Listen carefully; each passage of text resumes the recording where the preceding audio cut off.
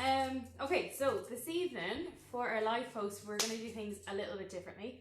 I've dragged Jack into the chat this evening as well, because we're going to be talking about baby wearing dads. So, if anyone's watching this, just give me a thumbs up or let me know if you can hear us. Got it. Yeah. So Jack isn't being antisocial. He's keeping his phone open. So if it's the thing that anyone leaves a comment, we can see it there. Yeah, that's how I'll do it. Is that? Yeah, assuming that the baby doesn't run away with. Yeah, so it's not quite bedtime yet either. Fia's still awake, so she's here sitting on the edge of the sofa with us. It's kind of bedtime, so we're gonna play it by ear and see how things go. So if Jack has to run off and pop her up to bed, then he will. But hopefully we'll be able to get in a bit of a chat before she does go for a nap. Hey Hayley, can you hear us okay? Give us a thumbs up or something if you can. Okay, I can see your hello. Okay, I hope you can hear us. Oh, hang on, it says Hayley's watching, wave. Okay, right. Okay, so to kick things off, I thought that, oh yes, okay, you can hear us, perfect. So I thought we would have a little bit of a chat about kind of how Jack got into baby wearing, because it was a little bit reluctantly at the beginning. And then maybe talk about kind of what it means to you and how it's made things a bit easier. And I mean, definitely at first, I was one of those people that just assumed that they were dangerous in terms of a baby was going to fall out, or it couldn't be so good for the baby to be pushed up so hard, and well, not hard, but I had so many reservations that were unfounded and with no. Yeah, I think like at the beginning when I was wearing her, you were terrified she was going to fall out the bottom. Like I was wearing her around the house in a stretchy wrap, and Jack was like standing with his arms underneath her. That was the big thing. I think for maybe the first 2 months, I stood under you when you were putting her on, even though you were doing it hands free. I was like, "Don't worry, I'm here with gloves and mittens just in case she falls." She was so tiny. Yeah, and the thing was, what I realised was there was a big difference immediately in how she was at home in just our arms or being moved around in a buggy, as she was to being skin to skin with you or to being actually on you with a wrap. And so, I immediately went, right, there must be a method to the madness. And I think that was the first time I started to try stretchy wraps, because we even Skyped 2 of our friends in Ireland, actually. No, that was when I was pregnant. Oh, it was, yeah. So 2 of our friends have twins who are 2, so they're a little bit older than Fia. And I remember Naomi telling us about how amazing the stretchy wrap was and saying we had to get one. So we ended up getting one, and we Skyped with them one evening. She was trying to show me how to put it on, and obviously I'm trying to put it on with a bump, and we didn't even have a doll or anything in the house. We ended up using it was a Winnie the Pooh hot water bottle that I put water into to kind of weigh it down. You come up to join us. So yeah, the first time I did it, Winnie the Pooh was like up here. It was it took a bit of trial and error. But I mean, you were better at it than I was the first time. I mean, I think, okay, in fairness, the first time I did it, it was pure instructional. Like, I was like, okay, I'm following the instructions and stuff, but I think I was making a game of it. Like, I was even putting a teddy in it and going, and then pulling the teddy out, going, look, oh, teddy's gone, teddy's fallen out, that's there. But I think we went to a shopping centre in November in and around the sales, and at the time, Lou, your back was awful. I remember, because obviously the recovery from pregnancy, hyperemesis, everything else on top. We went to some sales, and I said, right, give me a wrap. And I think that was the phoenix feather one that I wore that time. No, that would have been January, because that was my first ambassador wrap. So that was, I got that around Christmas. So it was the January afterwards. Well, whatever. It was the first time you had her in a woven wrap. Yeah, well then before that I had the stretchy wraps. Yeah. What I'm saying is I tried the stretchy wrap, and the first 10-15 minutes of having her in the stretchy wrap, I remember just having my hands fully supporting her and being like, cool, it's great to have her attached to me, but I'm gonna hold her anyway. Yeah. But obviously, as we started to walk around the shopping centre, there was things that I needed to do, like whether it was to look at something or Lou asked me to hold something, And I think it was without realizing I had become immediately hands-free and was like, oh wait, she's safe. Not only is she safe, and she was so chilled out as well. She's chilled out. She's asleep, and that was my turning point in going. Well, it was the turning point for me. I'd already been completely convinced that it worked for you, but I was still unsure about me doing it. I assumed that baby wearing had to be because the baby was breastfeeding as well. I assumed they had to be against your chest, and that's how it worked. Whereas I figured I'm a dad. I don't have, boobs that are in any way useful to her, so why would she want to be attached to me? But it was amazing because the moment she got put into it, she just went to sleep. And because I remember in the early days as well, when you started wearing her in the stretchy, that there was a couple of times where you took her out, even just long enough to give me a chance to have a shower and to just chill out for like 5-10 minutes. And I remember the first couple of times I was like, oh my god, I'm on my own at the moment and you're gone and she's not with me. And I remember when you took her out in the pram, I was a lot more like, oh my god, what if something happens? What if you try to cross the road and there's a bus coming and you push the pram out in front of a bus? Like really ridiculous stuff like that running through my head. Whereas when she was kind of strapped to you, I was like, stuff like this can happen. Yeah. And I remember at the beginning as well, when you were on paternity leave and you were able to take her out. That's what I was about to say. I got very, very bold towards the end of my paternity leave, which was I pretended that I was hang on, there was no pretending. I would say, let me make things easier. Let me make life so much easier on you, because Lou had to return to work. I think it was 3 or 4 weeks before I had to go back because. Welcome to Spain, where Jack ended up getting more paternity than I got maternity leave because I was self-employed. I had to recover from something. I just haven't realised or found out what that was yet. So I would, take Fia out for walks to help her sleep, to give Lou a little bit of a chance, even if it was something as simple as you could have a shower. I would take her in the wrap, but see, I wasn't being totally honest as to the reasons or the times in which I was going out. I was playing games on my phone which required me to walk. If you aren't familiar with Pokemon Go, I would take Fia about 15 kilometers a day, walking around Vallecas, meeting up with other dads, which I thought was really cool. There was other dads with babies the exact same age as Fia on their paternity leave, and we would go around together playing the game. And as soon as one of them woke up as well, we would immediately realise. There was a couple of the dads as well that when they saw me wearing, instead of having to push a buggy, they were asking, oh, is that actually comfortable, or is it good? Yeah, because you met in a couple of small spaces, and next thing there's a group of dads and they've all got buggies or they've all got prams, and they're like, okay, we can't go there they're like following, they're trying to get to some Pokemon event, and next thing there's a load of steps and they're all having to take turns to help each other with the prams, and Jack's like, I got this. I'm just going to stroll up the stairs here. Yeah, I think that was the thing for me. Just a minute, I'm just going to share this very, very quickly. I think that was the thing for me as well, that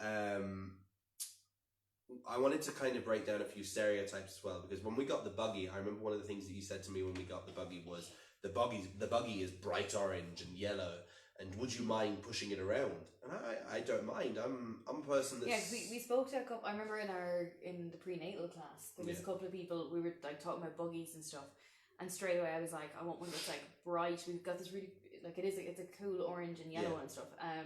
But there was people in the class that were like, oh no, we have to get a black one or a grey one because my husband won't push a colourful one. And I was like... Yeah, there was, I think a big part of... a big thing for me was when we were doing our prenatal classes. Now this isn't a Spanish thing necessarily, this I know is a big thing nowadays all across the world, but we had a primarily, what would be the word, macho class, as in all the dads in the class were very matter of fact about what was going on with their partner, and they were very macho in the sense that I won't be using pink and I won't be using, but we were very, very lucky because we had a midwife who would correct them left, right and centre, saying, well, I'm sorry, when your daughter arrives, this is how it will be. And she said as well, a very, very important thing that I think hit home with the two of us, which was raising a girl in any environment. Most of their education in terms of sexism and all these different things is done at home. And breaking down all these stereotypes is not putting the labels or putting anything on it. So Like even at home, the way we divide all of our responsibilities, we made it sure we've not divided. We both do each other's things no matter what day or when it is. But in terms of like hoovering, clothes, dinner would be usually me. Oh god, yeah. Jack does the laundry. Yeah. But like real Mrs. Doubtfire style as well. I'll have music going. I'll put an apron on. But like then for Fia, then growing up, she'll have no idea that these roles have in stereotypes genders assigned to them. And I think that baby wearing has a gender assigned to it. I think the baby wearing seems to be a mum thing, and I understand where it came from originally because I had the same reservations. I was like, it makes no sense because I don't breastfeed and I don't have boobs. It wouldn't be comfortable for her. And then immediately when I wore her for the first time, as I said, in October, there was such a sense of pride. I was like, I've got my baby attached to me. Yeah. Not only this, I could simulate what it was like even being pregnant for you, assuming, you know, oh my god, this was in terms of the weight that you had to carry. Yeah, okay, right. I mean, yeah, for like short bursts at a time. Absolutely. The only other way I could have simulated it is if someone had stabbed me in the back whilst giving me involuntary vomit medicine. No, but like at least carrying the weight, and I was like, my god, you had to do this for 9 months. But the thing as well is that Lou adjusted the wrap for me so that I had the weight distributed over my shoulders as well, and I couldn't believe, I was like, hold on, when I have her in my arms go dead within 20-30 minutes, whereas I was able to walk for hours. Even in terms of like bedtime and stuff, like she's 15 months now, and at night she normally falls asleep in our arms, then we put her down to bed. And she's at the stage now, she's sleeping through the night and it's awesome, but I mean there's some nights where she can fight sleep a little bit. It's much better than it was, but I mean you'd be walking her around the room and next thing you're just really uncomfortable, or you realise your nose is itching, or you know something's like really uncomfortable and you're like, I wish I could just, you know, get a hand around, you know, and she's over here at the moment laughing at us because she's like, I know exactly what you're talking about, and that's what I'm going to do to you tonight. I think, but I mean, being able to just pop her into the wrap and carry her around to get her to sleep instead of having her in her arms, it makes life a lot easier. But like even in terms of, like Jack was a much bigger fan of. Hang on, you're not grabbing the phone. Jack was a much bigger fan of the buckle carriers, especially in the beginning. Because I think Carissa's joined. Hi. Yeah. So yeah, I think you were a bigger fan of the buckle carriers because of the like gadgety aspect of it, and But when it comes to, I mean, so because of our schedules, a lot of the time, if Jack's getting home from work and I have to run out and I'm meeting a dog training client, we sometimes meet at the bus stop, or you know, depending on the day and how much of a hurry we're in. So instead of having for me to have to bring a carrier and then hand her over to Jack and then swap to another carrier, we just found that the easiest thing was a wrap or a ring sling, because with the buckle carriers, I mean, yes, obviously it can be adjusted to both of our size, but it's a lot kind of trickier and it takes longer to do. Whereas with the ring sling, it's so much quicker for me to just pick her up off me, pass her. But I remember that we had one crappy buckle carrier that we used to get really annoyed. It was like over 2 weeks and we would get annoyed that someone had adjusted the size. I think that was when we both said no. Yeah, we get it to the stage where it was just perfect, and you were like, this is really comfy and I love wearing it, and then the other person would take it and you're like, you ruined my carrier. So this is why, like, I just love with the ring slings, and especially at the moment I was gonna say she's walking, that's a lie, she's running everywhere. So I mean, when we get somewhere, basically the ring slings and wraps and carriers at the moment are kind of just to get her from A to B. So if we're going to the supermarket, it's get her to the supermarket, and then once we're there, she walks around. And it's kind of the same for anywhere. So I mean, a ring sling is so much handier because we can just pop her into it and then take her out and leave it like kind of hung around us. Whereas like with the bucket carrier, it's bulky, it's a bit uncomfortable. But not only that, there's been times as well, as you said, going to A to B and carrying stuff has always been a nightmare. But there's been a lot of times that we've gone for picnics as well, and it's been really, really useful to use one of the wraps as actually a picnic blanket. Picnic blanket, yeah. Because I mean, we don't have a car, so we moved out of Madrid a while back into a small little pueblo, a little town, So in order to get anywhere, we need to get a bus to Alcalá de Henares, and then from there we need to get another bus, or we need to get a train or whatever.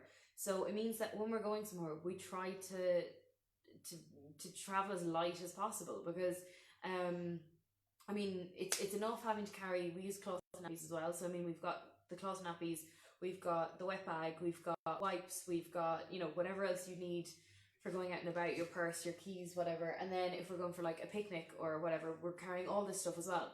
So I mean, if we can just throw on a wrap and that's our picnic blanket sorted as well, it just makes life so much easier. I've just done the most insane thing. So Jack has just streamed us onto the telly at the moment, so I'm seeing myself while I'm on the video, and I don't really like this. It's really weird. Do you want me to take it off? Kind of feel like there's someone else in the room. Fia's watching us on the TV now, and she's quite happy.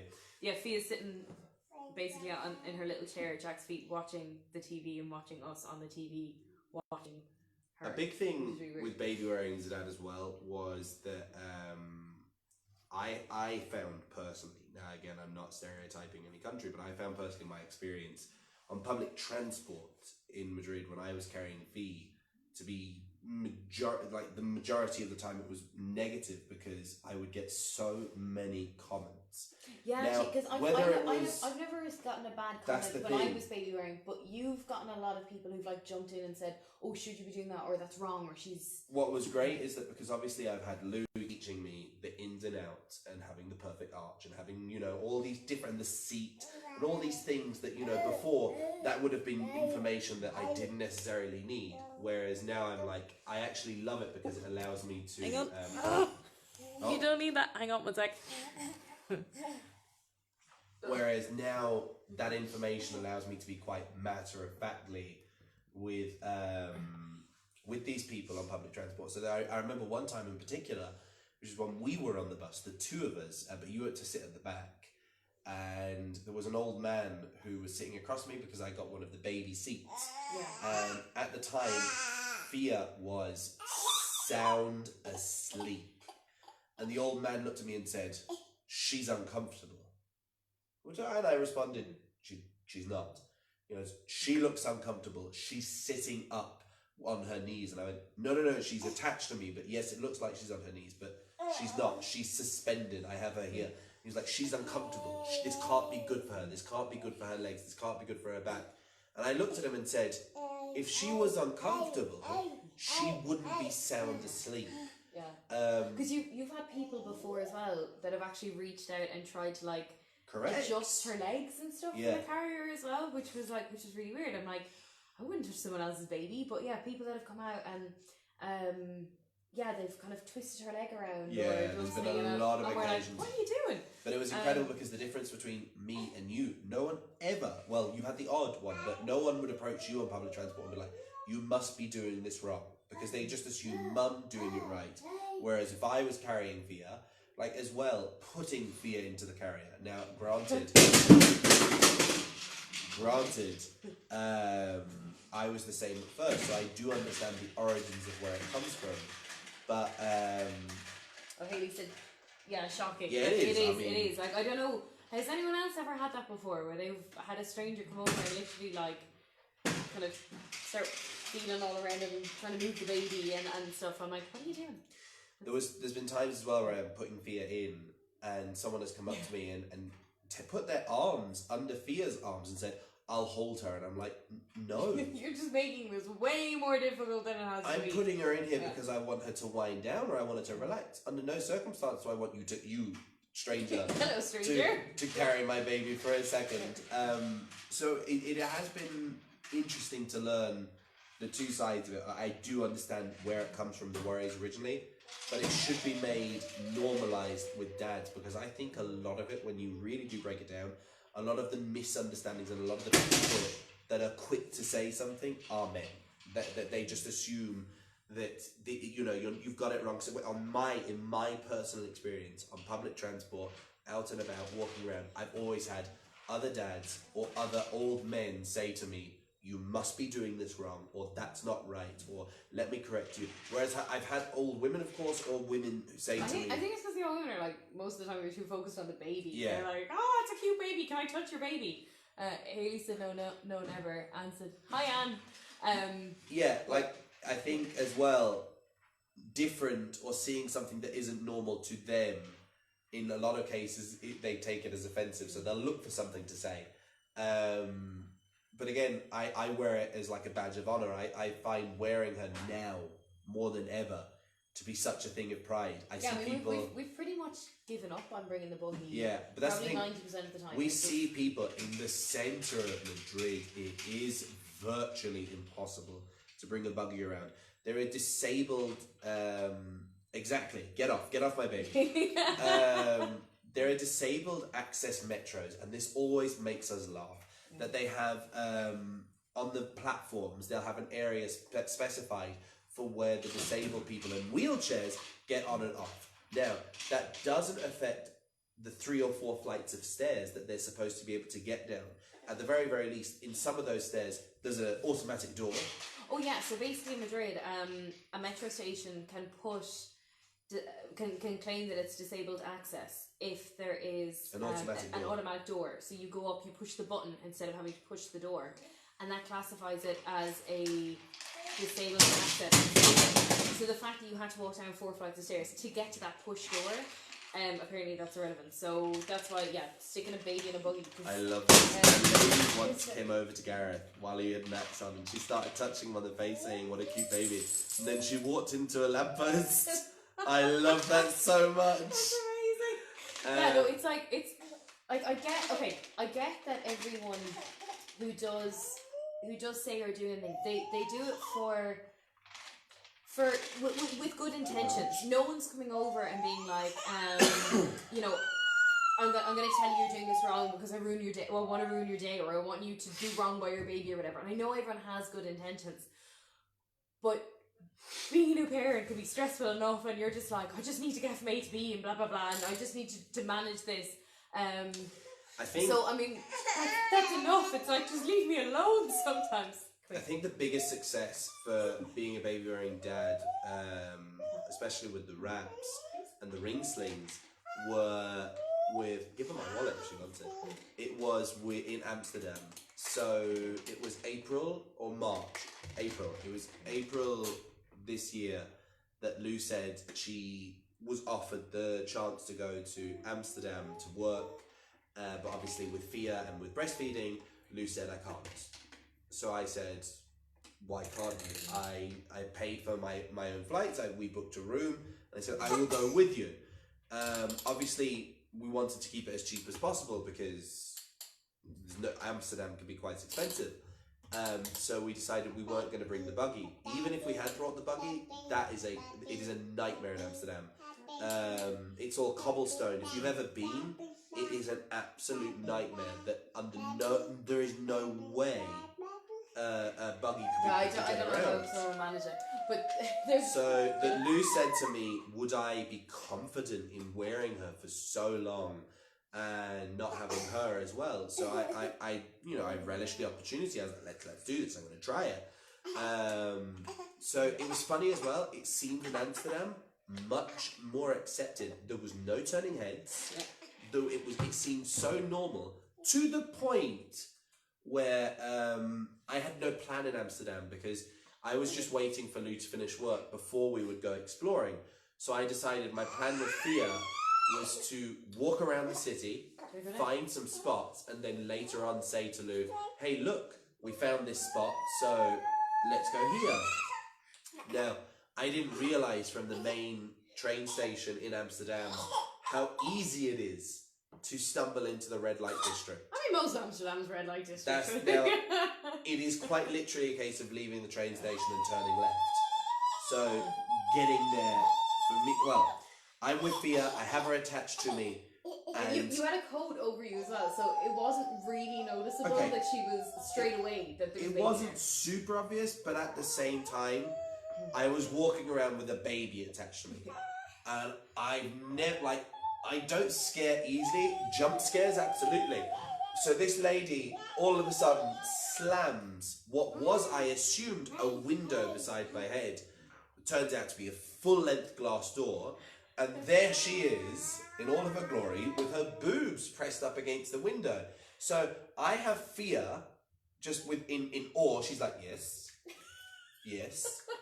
I'm still trying to catch my breath as to what's happened. So I've jumped back and backed into another door in which there is another lady showing everything as well.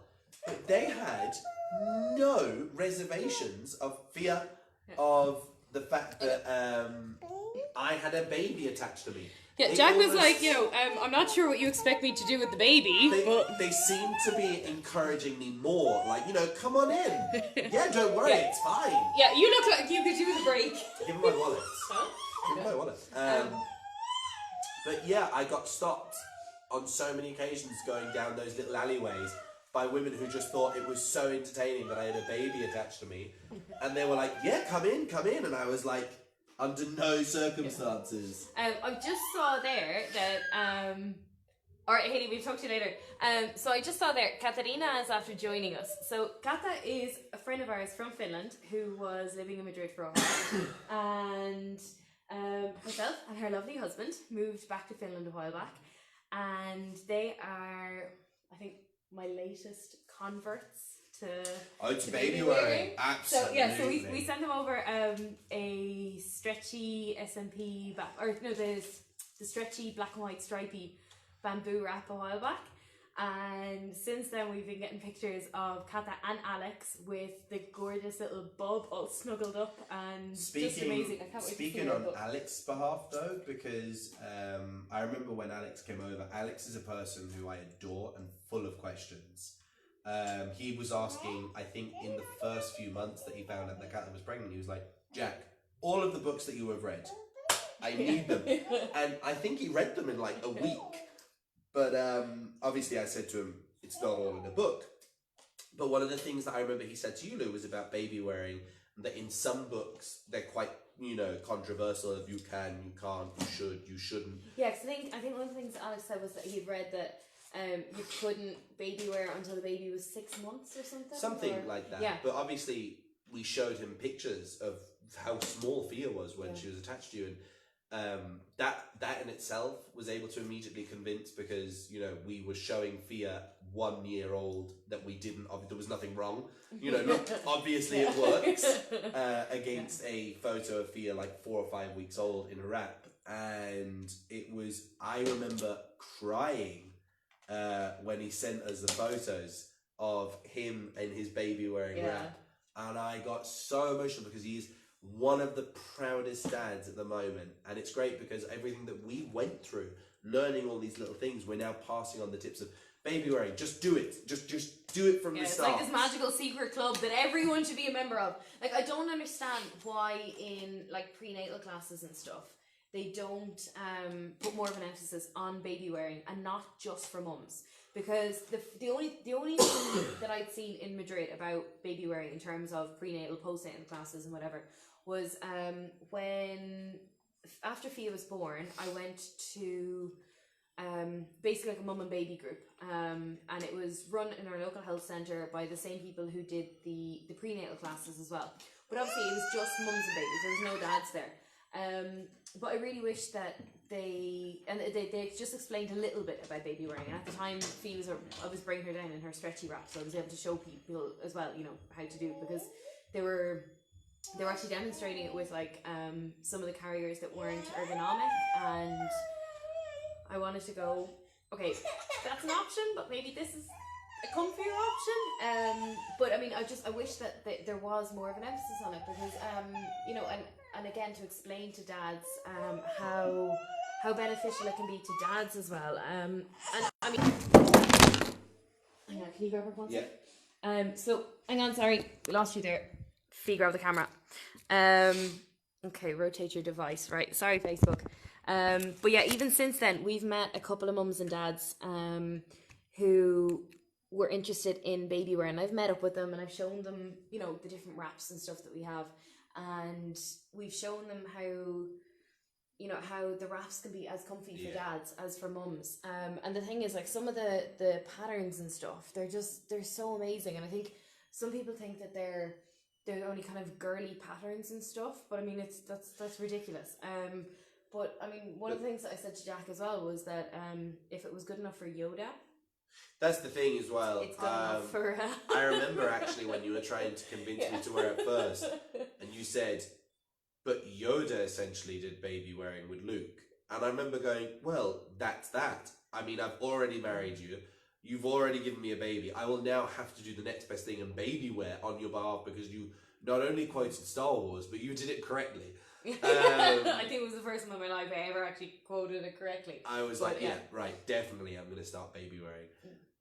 But as well as that, I mean, it's just been awesome. I mean, anywhere we go, I try to take the wraps as much as I possibly can as well, because I think it has to be a break for Lou.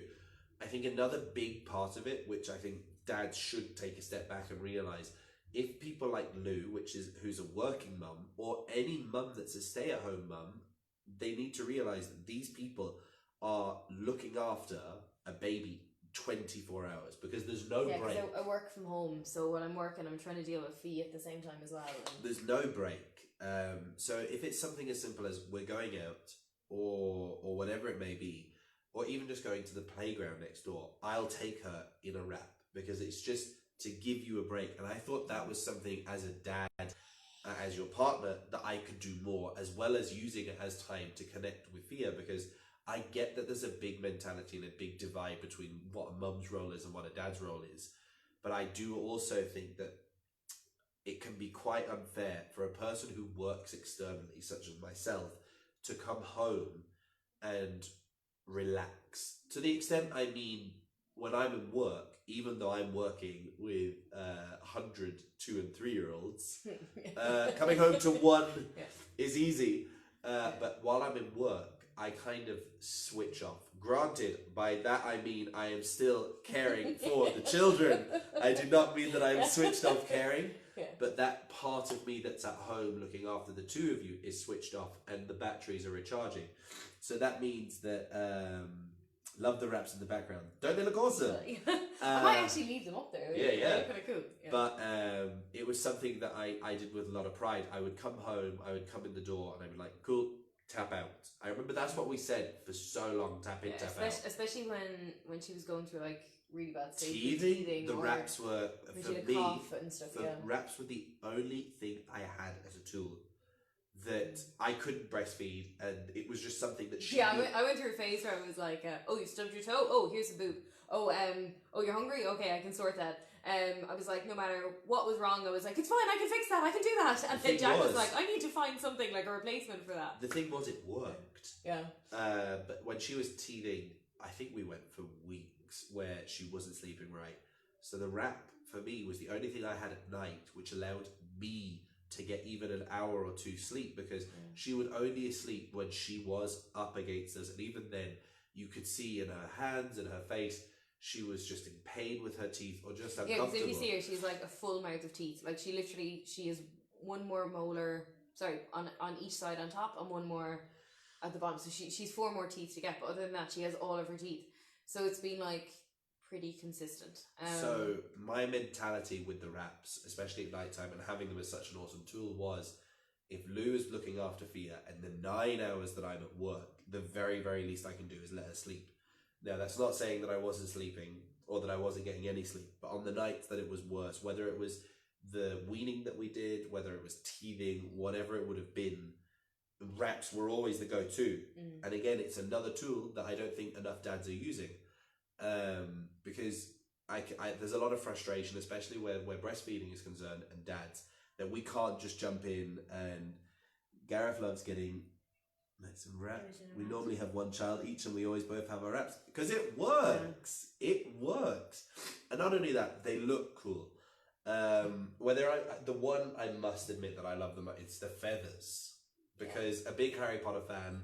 Anything it is Phoenix, kind of Harry Potter. It is very Harry Potter. Yeah, but I mean, especially with like the SMPs, like their skulls. I'm like, that's right. Like, it's not like everything doesn't have to be. But do soft you remember? And floral. Okay, yes, I love soft and floral and girly patterns, but at the same time, I'm like, I love the cool ones. I love something that I can mix up with my leather jacket.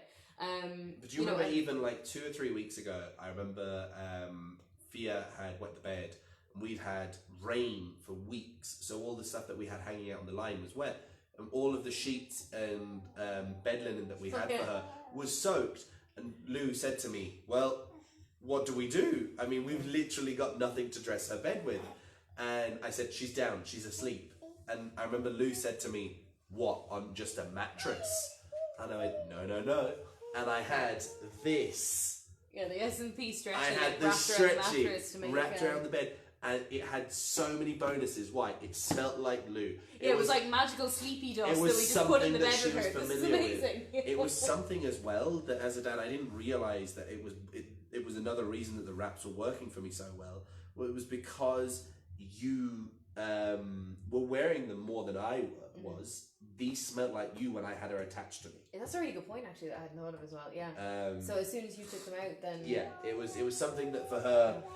That she didn't have the frustration of I need boob, give me boob. Garrett's S&P chili is mine now. Yeah, Jack keeps robbing my my Phoenix Katie feathers. I think.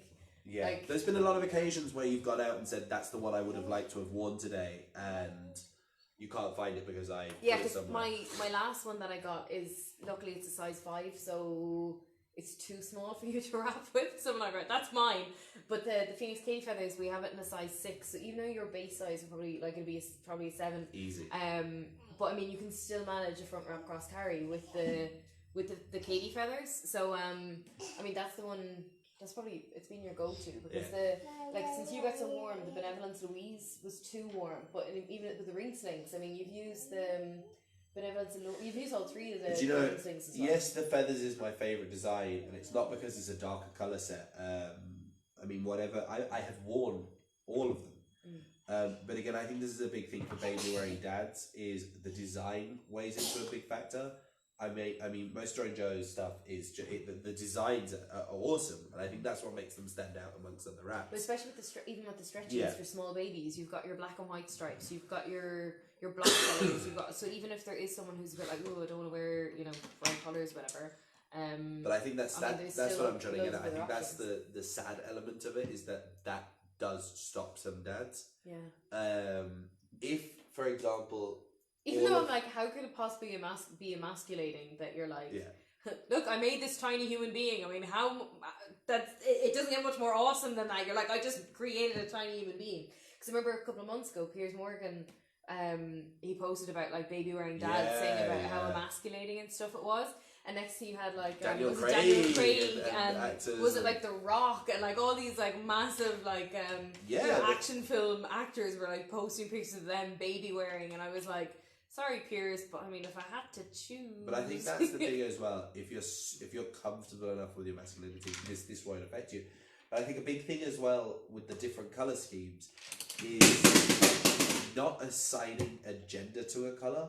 Because that's been a big thing as well, is that a lot of people will say, oh, pink. And I'll be like, yes, she's wearing her pink leather jacket today. Not because, she's a girl and it's a girly colour, because her pink leather jacket is awesome. And that is her mammy. And that is why she's wearing it. And that because you both have leather jackets. So I think having the bright super colours as well, I think is really important. The dads should wear it. Again, I do work with junior infants, like 2 and 3 year olds and 4-year-olds. So bright colours is my go-to thing. I walk around wearing a blue and yellow apron every day. So bright colours, I think it should be super normal for a guy to wear. It's sad if it's not, and it's sad if it's still an apprehensive thought for a guy.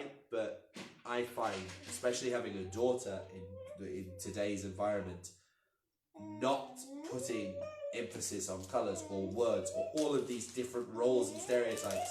If I can do something as simple as wear her proudly and be super awesome whilst doing it, I think it helps break down a lot. And that for baby wearing, for dads, should be a major point, which is why I said as well, we speak about our friends in Finland. Alex at the moment is nailing it because he's Alex, if you're watching this, you are nailing it. Yeah, because you started sooner than I did, so you're nailing it. And we have friends all over. We have Joe, who's in Germany as well. Her husband, Ewan, he nailed it as well. He rocks the Benevolence Allure. Exactly. And they use wraps, I mean, on such a daily basis, because again they've had a pretty similar experience to us with teething and night times, not sleeping. So again, he nailed it as well, because he just started wearing immediately, and the colors and the appearance was a super, it didn't matter experience. But it would be great if we as dads could get to a point where wearing a baby wrap would be the same as pushing a buggy. Yeah. It was the same thing. Yeah. Right, guys, we're going to finish up and we're going to leave you go because we've already gone over time, so we've been boring you for like way too long. But yeah, if anyone is like catching back or watching this back or whatever, and if you want to leave some comments in the post, I think normally we get left as admin on the page for like another day or whatever. So yeah, if anyone has any questions or whatever, pop them in the comments and I'll take a look tomorrow and get back to you then. So thank you so much for everyone for joining in, and yeah, we'll talk to you soon. Bye. Bye.